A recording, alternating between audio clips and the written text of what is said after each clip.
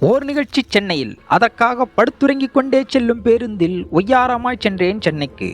பேருந்து கடைசியாக நின்ற இடமோ சென்னை கோயம்பேடு. காலை குழப்பமில்லாமல் இருக்க குளவுளவென ஒரு குழம்பி குடித்தேன். பின் தாழ்த்தள பேருந்தில் ஏறி கிழக்கே உப்புக்கடலின் பின்புறம் உதிக்கும் கதிரவனை காண விரைந்தேன். மெரினா கடற்கரையில் இறங்கி பரவி கிடக்கும் மணலில் பலமாய் காலை அழுத்தி அழுத்தி நடந்தேன். ஆர்ப்பரிக்கும் அலைகளைக் காண ஆவலாய். இடையே ஒரு கருமேகம் என்னை கடந்தது. மழையை பொழிந்தது. ஒருபுறம் மழை, மறுபுறம் சூரிய ஒளி, இரண்டும் ஒன்று சேர தோன்றியது வண்ணம் கொண்ட வானவில். அந்த கருமேகம் விலக கதிரவனும் காட்சியளித்தான். ஓரிடத்தில் திறன்பேசியை நிலையை நிறுத்திவிட்டு என்னை நானே காணொளி எடுக்க நேர்ந்தேன். ஆனால் திறன்பேசியோ கீழே சாய்ந்தது. ஏன் சாய்ந்தது?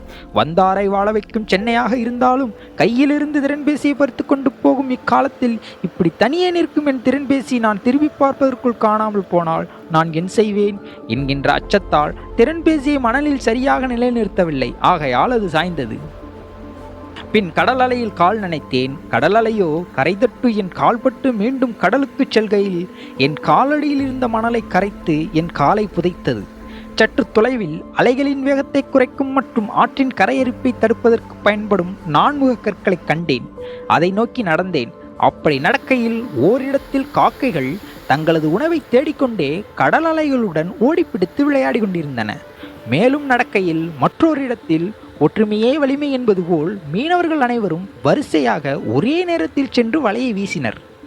கொட்டி கிடக்கும் நான்முக கற்களை அடைந்தேன். அதன் மீது ஏறினேன். அங்கு கீழே ஓர் நண்டின் ஓட்டை கண்டேன். எடுத்தேன், தொட்டுணர்ந்தேன், எரிந்தேன்.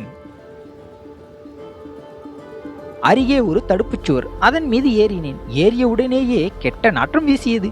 என்னவென்று பார்த்தால் அதுதான் கூவமாறு. கூவமாறும் கடலும் இணையும் இடமான பொழியத்தை அடைந்தேன்.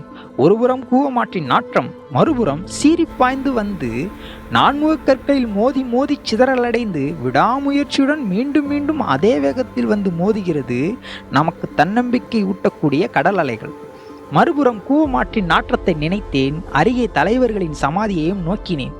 தங்களது ஆட்சியில் இந்த கூவமாற்றை எல்லோரும் குளிக்கும் நன்னீராறாக மாற்ற தவறிவிட்டோமே என்ற குற்ற உணர்வில்தான் நாங்கள் இறந்தாலும் இந்த கெட்ட நாற்றம் நிறைந்த ஆற்றின் அருகேயே எங்களது சமாதியில் இருக்க வேண்டும் என்று நினைத்தார்களோ என்னவோ. இங்கு வந்து அடக்கமாகி இருக்கிறார்கள் இவர்கள் என்று நினைத்து கொண்டே நடக்கத் தொடங்கினேன் என் வந்த வேலையை நோக்கி.